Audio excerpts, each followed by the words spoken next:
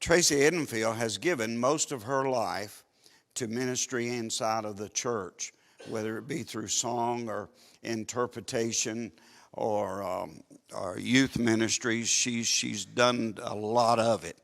She continues to do it, even though during the last, as you'll hear, several years she's been very sick, and so Teresa asked her if she would speak in the second service, but I wanted you to hear it.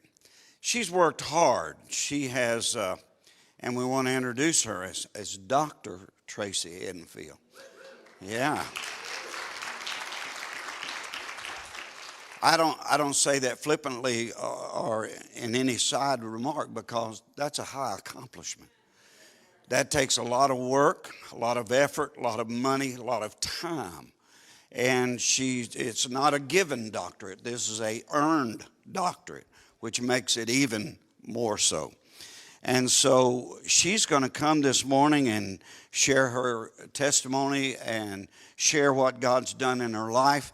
And I want us to celebrate with her. Would you give Dr. Tracy Edenfield a welcome?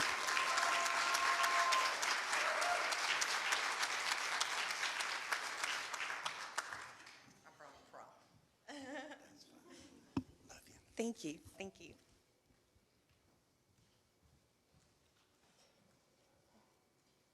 Okay, if I can do that. Okay, I don't know where she went. How appropriate. This is my story, and this is my song. Even when you don't feel like singing, it's still your song. I'm 2 H's this morning. I'm humbled. I'm as nervous as I can be, and I want to cry. And I'm honored. I'm honored to be on this platform, standing behind this podium with the beautiful people of Maranatha who definitely stood in the gap. The missionettes sent me pictures. I was always on a stretcher for some reason, and I don't know why. But I put them all over the house. Thank you. Thank you, Kelly.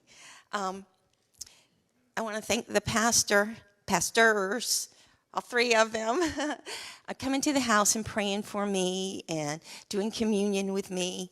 I believe towards the very, very end, Pastor came and he was like, "What a skeleton." And I was looking at him because I hadn't seen him in a while. And I was like, "What a skeleton," because he had lost weight. Thank you for all those that stood in the gap for me. Today it's called Hope Deferred. In 2 Corinthians 11, Paul, he's just going to go ahead and tell you everything he's been through, as I'm going to tell you today.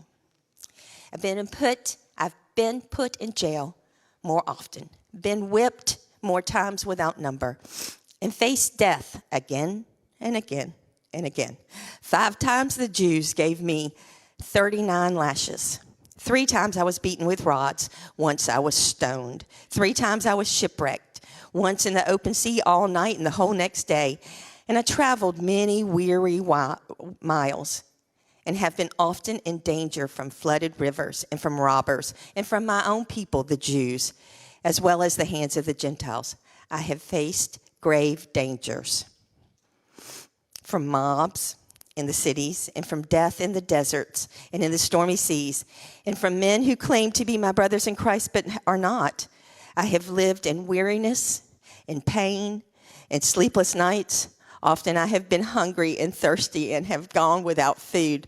And often I have shivered with cold and with not enough clothing to keep me warm. Julie.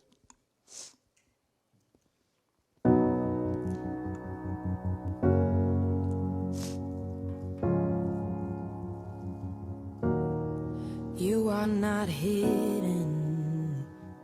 There's never been a moment you were forgotten. You are not hopeless. Though you have been broken, your innocence stolen. I hear you whisper underneath your breath. I hear. Good morning. Thank you for joining me Tracy Edenfield for some coffee. My husband made me here in Savannah, or Lincoln. Oops. And the Word of God, the Lord has laid on my heart to share with you today. Cannot be covered over and over. You're not defenseless. I'll be your shelter. I'll be your armor. I hear you whisper underneath your breath. I hear your SOS, your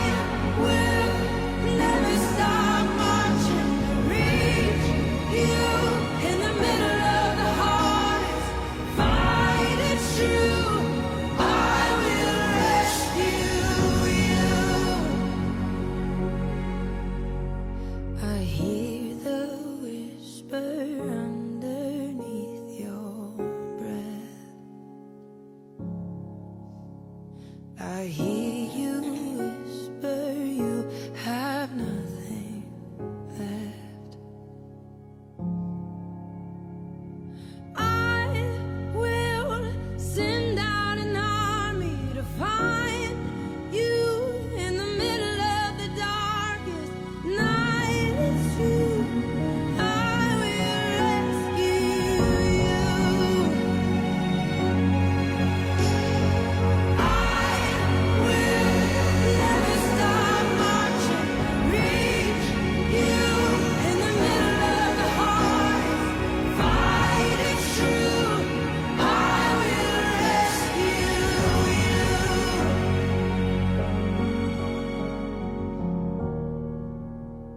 I will rescue you.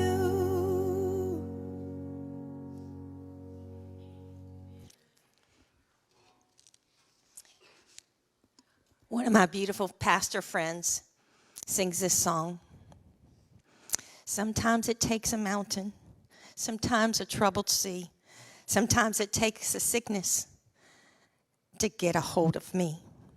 Sometimes it takes a valley, a famine, a disease. Sometimes it takes a mountain to trust him and believe. Oh, Donnie, I want to say thank you. Thank you so much for putting that video together for me and always helping me. Thank you.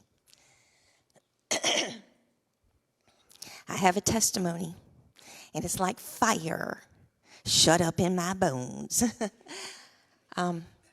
If you're a cashier at a store, if you're a waitress at a restaurant, if you're a passerby, I'm going to stop you and say, hey, I'm 2 months post of a liver transplant. Hey, I'm 3 months post of a liver transplant. Hey, I'm 4 months post of a liver transplant.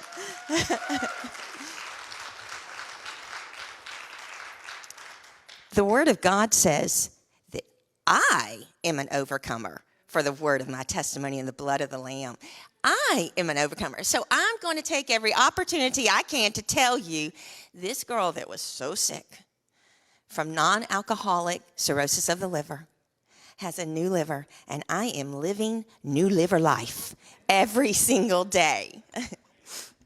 In August of 2017, I went to a wellness appointment, and all of a sudden they started kind of like just acting all nervous and stuff. They had taken some blood, and they were acting very, very nervous and getting behind the screen and talking like this. And I was like, ooh, wonder what they're doing, you know. And they said, oh, your hemoglobin count is very low. And I said, oh, it stays low. And they said, oh, no, you can't function on this number. I think it was 7. And I said, oh, yeah, I've been doing that all my life. They say I have anemia, but I'm not accepting that. And they said, no, let's do some more blood work. And so they're still whispering, and they're sending me to the J.C. Lewis Research Institute, okay, because I never heard the other part of that title. I didn't hear it. So in a couple of days, that's where I was. I was at the J.C. Lewis Cancer Research Institute, and I'm going, oh my, I'm in the wrong place. What the world? Oh, And get in the elevator, and I don't know why this is profound to me, but I pushed the button, which was 3, to the 3rd floor, and I get out, and there are people with the scarves, the turbans around their head, and I run to the desk, and I say, I'm in the wrong place. I am in the wrong place. And she goes, oh, calm down. What's your name? I said, Tracy Edenfield. I said, all I have is anemia. And they said, oh, it's okay. We're a research hospital. So I go, and they want to test me. And I said, I don't understand. All of a sudden, we're doing bone biopsies. We're doing liver biopsies. They send it to Mayo, and they find out it's non-alcoholic cirrhosis of the liver. Well, at first, they don't know me. They think it's due to a lifestyle. And I'm like, oh, no. I'm a Sunday school teacher. I teach adult Bible study. I do benevolence. I do the food pantry. Oh, can I tell you, that's not what it is. And it's very rare. But somehow this girl got it. 5.5 years ago, my life has been filled with hospital stays, doctor visits. Thank you, Bonnie. Thank you, Dr. Nice. Thank you, Dr. Cohen. Boy, the list goes on. Dr. Stein, Dr. Strusta, the list goes on. The nurses, the radiologists. Boy, that would take the whole time, and I've already been told what time I have. Blood work. Okay, since I was 16 years old, I have had needle phobia because you can't find veins in here. And if you do, they collapse before you get your 5 tubes or whatever. And one of the last times Timmy and I went together, I stopped counting after 6. He stopped counting after 10. And I know a lot of people have had this problem, but I was at the place. I started crying days before when they would say, you're going to do blood work. And I'd be like, I'm not going. I'm just not going to go. You know, when they first diagnosed me, I was like, I went to a wellness.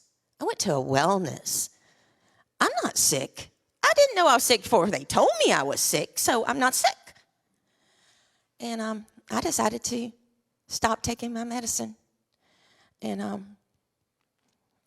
it was the middle of the night, and I said, Lord, I don't know what I'm doing. I don't know this journey. I don't know what I'm doing. And he told me to get back on the medicine. And I was like, I'm not sick, Lord. I'm not sick. And I had to do many MRIs, many times with the contrast. But one time the needle burst, and the fire, the sting went through your whole entire body. And they're like, we're almost finished. But my body's burning. Mayo, Piedmont, Atlanta. My daughter Raquel used to, because I would get so anxious and cry. She started not telling me all the procedures we were going to do. She'd say, oh, we're going to go here, Mom, and do this or that. And I'd say, is it going to be blood work? I don't think so, Mom. She would start. But she would Bible quiz me to get my mind off of things. And she'd say, oh, Mama, you so good. I don't even know if they were the right answers, but she would always tell me I was so good. Not to mention during the last few years, you know this, that COVID hit. And I became extremely, thank you, Timmy, isolated because he decided who could come to the house and who could not, who had germs and who did not, and who would put my body under subjection of being sicker. I had parathentesis, if you saw in the pictures. It's where, because your liver doesn't work, your stomach swells. And on top of that, I had a hernia that they couldn't touch because nobody with liver disease can undergo a hernia operation and survive. And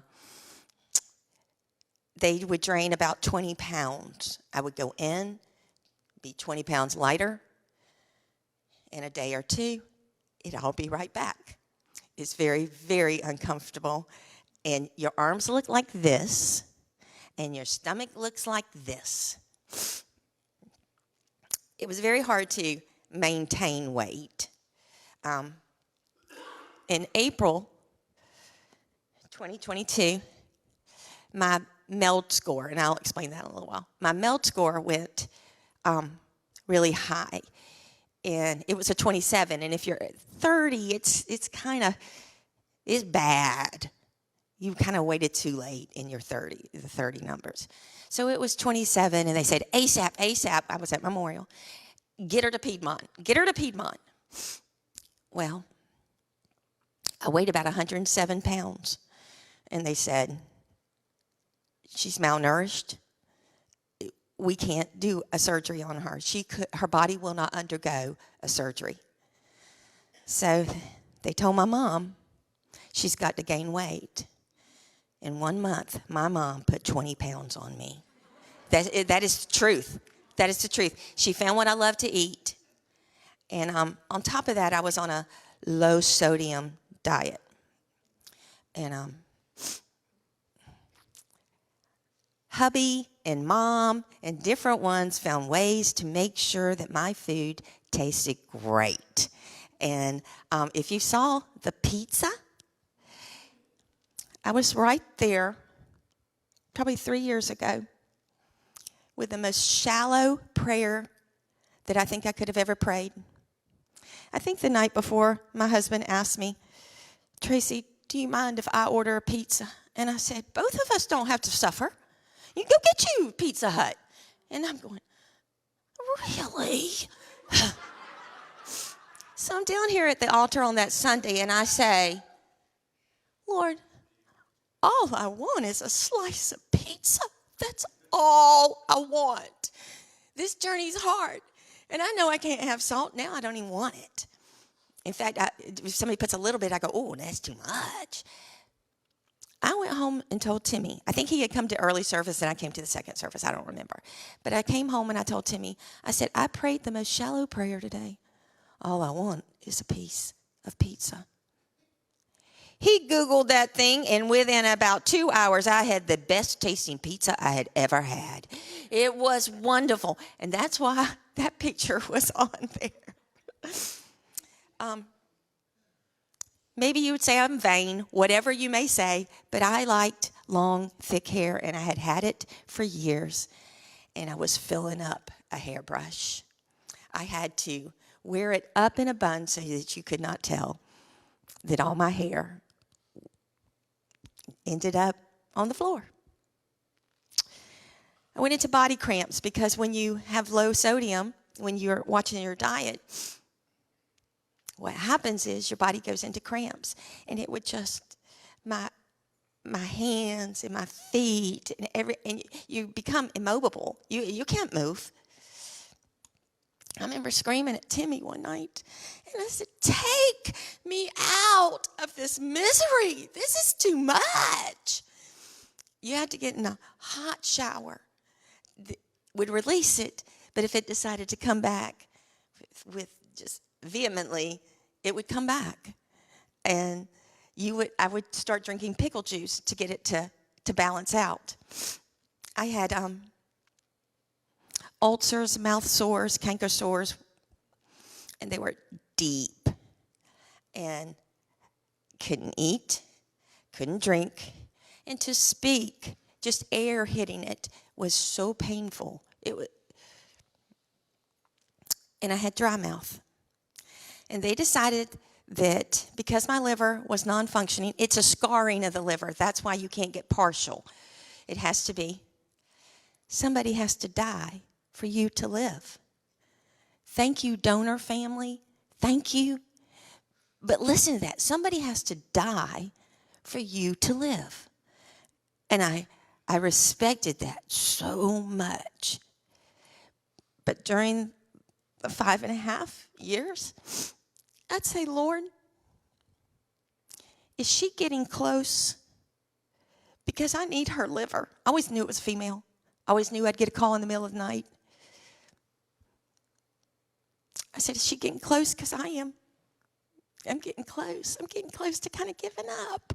Lord, please, please help me. There's something called the itchies. We in the liver transplant people call it the itchies. And it's a itch that's underneath your skin. It's not really on top. But regardless, you will mar at your body and just, there's no relief. There's truly no relief from it. And you will leave marks all over your body trying to get to that itch. You will scratch and scratch and scratch. But the minute you get a transplant, somehow those things are totally gone. I was just so thankful. I had the hernia. I could not wear clothes that touched my midsection at all. So praise the Lord, during this time, people started wearing boho dresses. I was in vogue. I was in style, and maybe you couldn't tell that I had 20 pounds of stomach weight. Timmy used to joke. I didn't really care for it, but he'd joke and try to help me. He'd say, when is our baby coming? And we invested a lot in bigger clothes and bigger clothes and bigger clothes. Something I really, really hated, because like Pastor just said, I did graduate with my doctorate, and I have 5 or 6 degrees.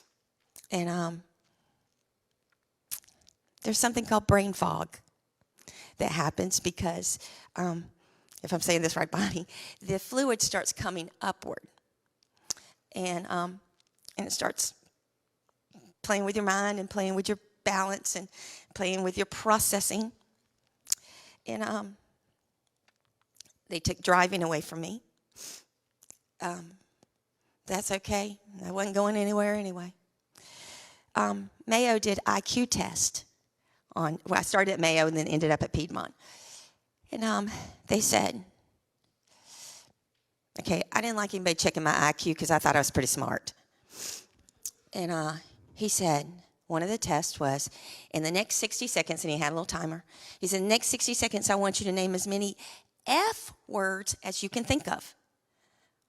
Oh, gosh. Okay. 41, 42, 43, 44, 45, 46, 401, 402, 400, and that's what I did. Fire ant, fire truck, fire rims, fire station, fire, and that's what I did to get myself through. And then he said, okay, another phobia, not great in math. Great in English, not great in math. Have reading degrees, not great in math. He said, I want you to start at 100, and then I want you to deduct 7, subtract 7, and subtract 7, and I'd be like, okay, you were timed. He wrote in his report, she passed, but she's very anxious. She's very nervous. You're testing my brain. You're testing my IQ. I care. I really care. I had insomnia. I know what it's like to be in a walker at like 56. I know what it's like to be in a wheelchair. I know what it's like to walk with a cane. And when I see people, sometimes I go, I feel you. I get it. I get it. The Lord has done something in my heart that has a different pull to people that are chronically sick. There's a chronic disease going on, and you can't fix it. There's no chicken noodle soup. There's no go to bed. It doesn't work that way. I had to wait for the perfect liver. My sister prayed. There are ways to get a liver. There's on ventilation. There's the family wants them off of ventilation and die naturally. There's hepatitis, and they have medicines now that they didn't have before.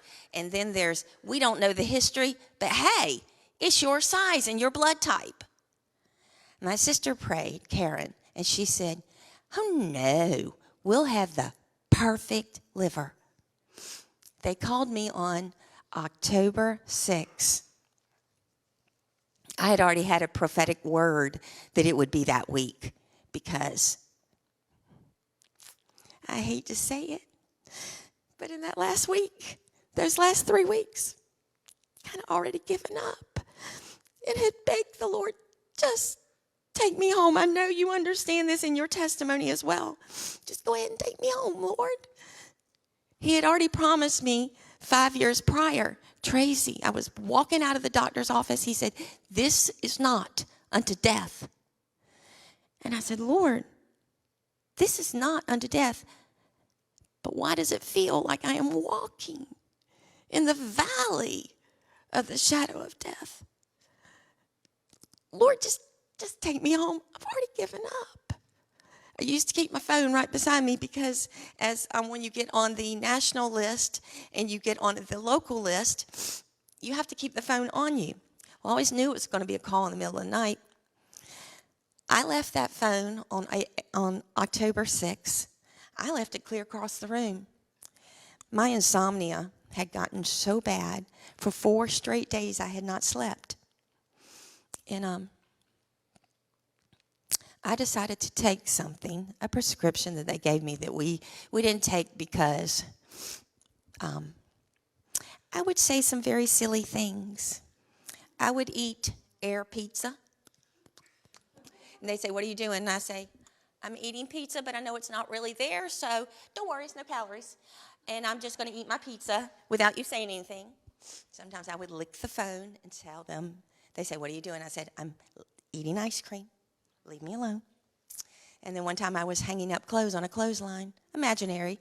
Timmy said, what are you doing, Tracy? And I said, I'm helping Jessica put the clothes on the clothesline. So all these things, so I didn't take stuff. Probably because I didn't weigh enough for it to really process at the time. And so the phone rings, October 6th, 11:20. And I didn't answer it. I could hear it, but I couldn't process how to get my body because I took the medicine, had not slept for 4 days. I was in a deep sleep. I could hear it, but I couldn't answer it. I did not know how to get my body up and get the phone. And I had already said, nobody's calling me. What's going on? I already just said, take me home, Lord. I want to see my daddy. I want to see my aunt. I want to see my loved ones. I'm okay. I'm okay, Lord. My dad once told me that he was in the car, the truck, and he said, Lord, I've lived a good life. He said, take my liver and give it to Tracy. My dad died about 4 years ago. None of us understood why we couldn't get partial and why it had to match and why you had to do the blood type and the dimensions and those kind of things. There were more factors that went in it than somebody just wanting to sign up and give you their liver. I'm the first person on the list for the call. Timmy's the second. My daughter Raquel, who's a nurse, is third, and then my mother Dee Dee was fourth. They called Timmy. He said, Tracy, get up. You want to get this call. It's Piedmont. And I was like, no. I'm in this fog, and I'm like, it's Piedmont? And her name was Jordan. And anytime the Lord is talking to me, he'll say, when I'm going to go through a trial, he'll say, Tracy, we're going to cross over Jordan. And I'll say, no, Lord, I don't want to cross over Jordan. And her name was Jordan. And I said, the Lord is speaking to me. He is speaking, because she could have had any other name. Her name could have been Elizabeth, but it was Jordan. And I knew that the Lord was speaking to me. My MELD score went to 30, and we had kind of waited late. Because I had taken the medicine, I really don't have a lot of memories. They tell me, and now I don't know if it's them telling me, but I was very, very thirsty. And, of course, when you're about to do surgery, I am watching the time. I'm okay? Okay. When you're about to do surgery, you know you can't eat or drink or anything like that. And Timmy tells me that I would take my hand and try to get a piece of ice without anybody looking and stick it in my mouth. And my daughter in the back seat of the car would go, "Mama, you can't do that." And Timmy would say, "She can have a piece of ice. She can have a piece of ice." Now, I don't know if I remember doing that or it's them telling me. I remember one time being so thirsty, and they had started taking my liquids away because my liver was not processing anymore. And as you get bigger, it presses on all the organs, and it's a domino effect and starts hurting the other organs. So they took fluid and ice away from me and gave you a minimal amount. And I remember that my daughter sent me some flowers in the hospital. And I thought the flowers were beautiful. But you know what was so beautiful? The water in the vase. I could not wait for everybody to leave to take those flowers out and drink that water without anybody knowing it. I'm telling the truth. I'm telling the truth. They were the most beautiful roses, but I'm like, forget those roses. I'm thirsty. In Proverbs 13:12, hope deferred makes the heart sick. It makes you sad because you know you're hoping. My hope is built on nothing less than Jesus Christ and his righteousness. Strong foundation. Hope deferred makes the heart sick and heavy and sad. There was nothing we could do. He would tell me, "I'd trade places with you, Tracy, if I could." And his heart was broken. And I'm ashamed to say it right now, but I'd say, "I'm in so much pain. I'd let you." I would truly, and I wouldn't wish it on anyone. But sometimes in the deepest, darkest place, I wanted to escape, and there was nowhere to escape. But when the desire comes, it is a tree of life. This past Valentine's, a few weeks back, my husband gave me a necklace, the tree of life. And then he gave me a ruby necklace, which is the most beautiful color red liver it represents. And these are my gifts. And he said the other day, "Oh, you still have them on." I'm not taking these things off. Every time I look in the mirror, I'm reminded of people that stood in the gap, people that uplifted me, people that cared that I had divine healing, because on my own, there was not. My MELD score had already gotten to 30. I was going down, and I already gotten to a place of despair and couldn't get myself out. During the process, I lost my dad. Because of balance, maybe, I don't know. I fell on concrete, uneven concrete, and broke my hip and had to have total hip replacement. And because of being malnourished, my bones were not healthy. And I developed blood clots. And my finger was amputated due to the blood clots. Raquel would say I had emergency surgery for blood clots. My hand went numb for months. And I had 4 blood transfusions after the fact. I had some during, I think I had 5 during the surgery, and then I had 4 after the surgery. I remember it coming down like this, and I had not seen it before. And I buzzed the nurse, and I said, "Something's wrong, I see blood, I see blood." I didn't realize it was coming from here, across here, and going into my arm. I had not seen it before, so I panicked, and she's in there going, where's the blood, where's the blood? well, it's in the tube. And she said, that's a blood transfusion. Oh, okay. I didn't know. So my daughter would say, Mom, can you catch a break? Can you truly? Liver disease, your dad dies. Tragically. Shouldn't have been. Broken hip, amputated finger. Mom, can you catch a break? Well, I started feeling it too. Can I catch a break? What's going on, Lord? What do you want me? I'm a good student. 4.0 with a doctorate. Tell me what I need to learn so we can get through this faster, because I can't do it anymore.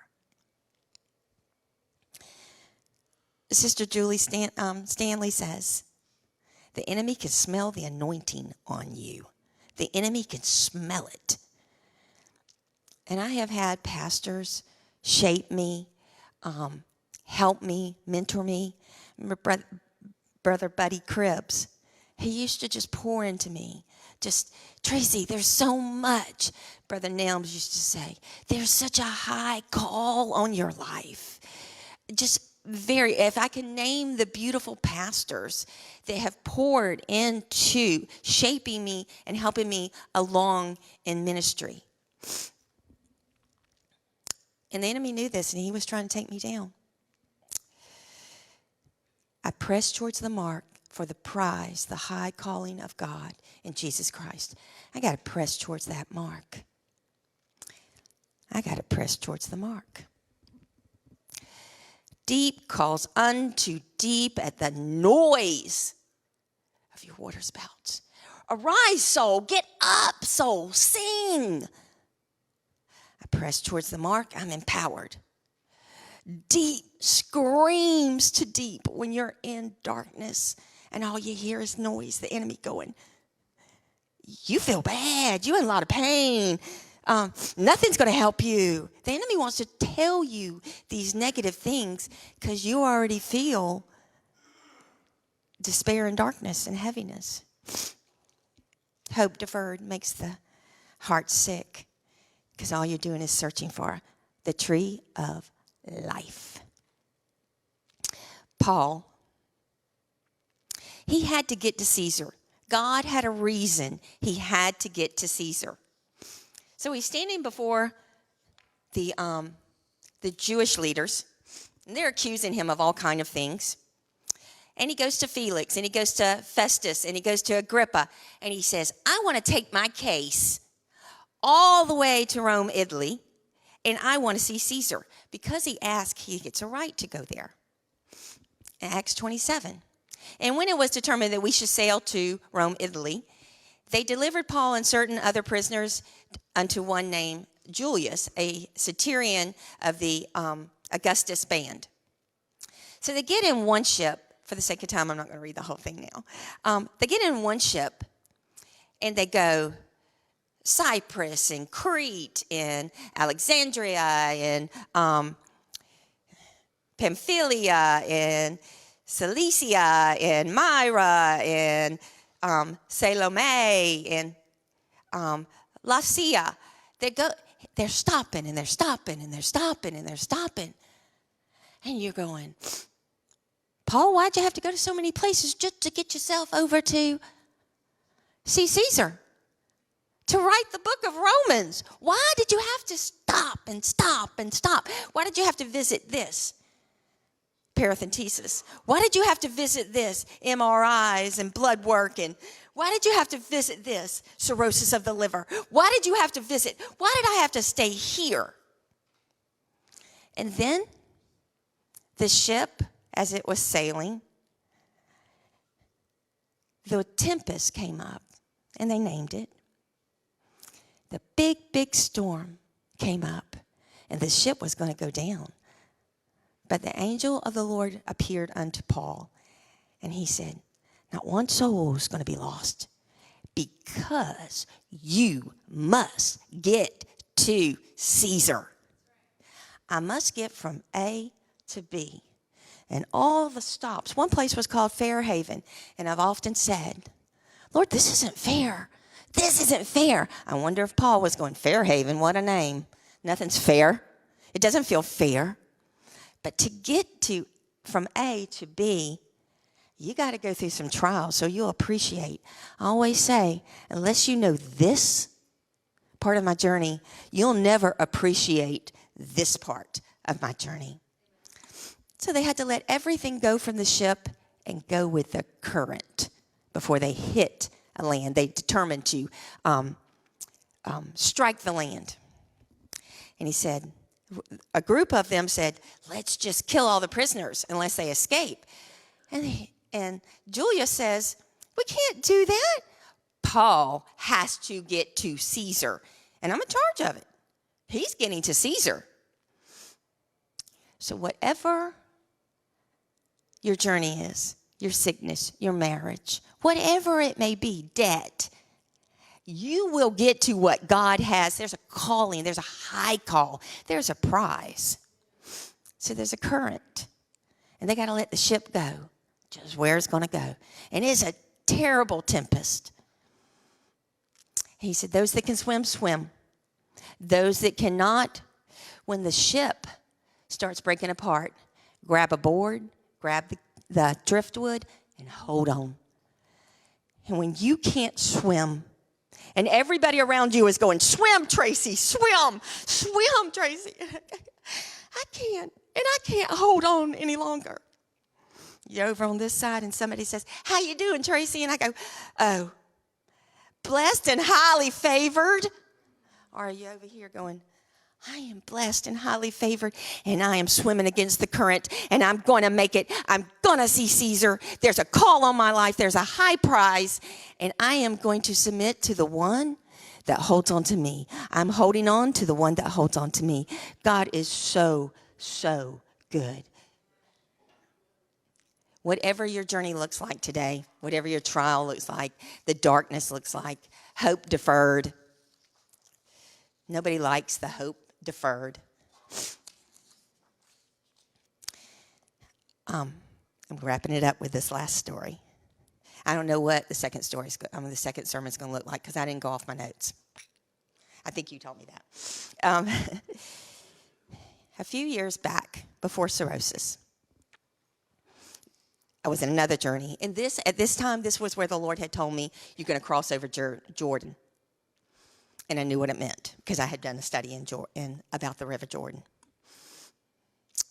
And I was praying. The TV was on with a TV evangelist. I was at the house by myself at Scuffletown. And I'm on my knees, and I'm just broken before the Lord. And I said, why, Lord? Why? And the TV evangelist started talking to me. He said, what you doing on your knees crying, why? You prayed yourself there. I said, I did not pray. Who are you talking to? He goes, yep, I'm talking to you. You prayed yourself there. He said, you asked for more of God, and when you asked for more of God, he gave it to you. Can't tell you what it's going to look like and if you're going to like it, the shaping, the cutting away of what he doesn't want, the potter's wheel. Can't tell you all that. You may not like the journey to get you where you've got to get to. But he's always, I know the master of the wind. I know the maker of the rain.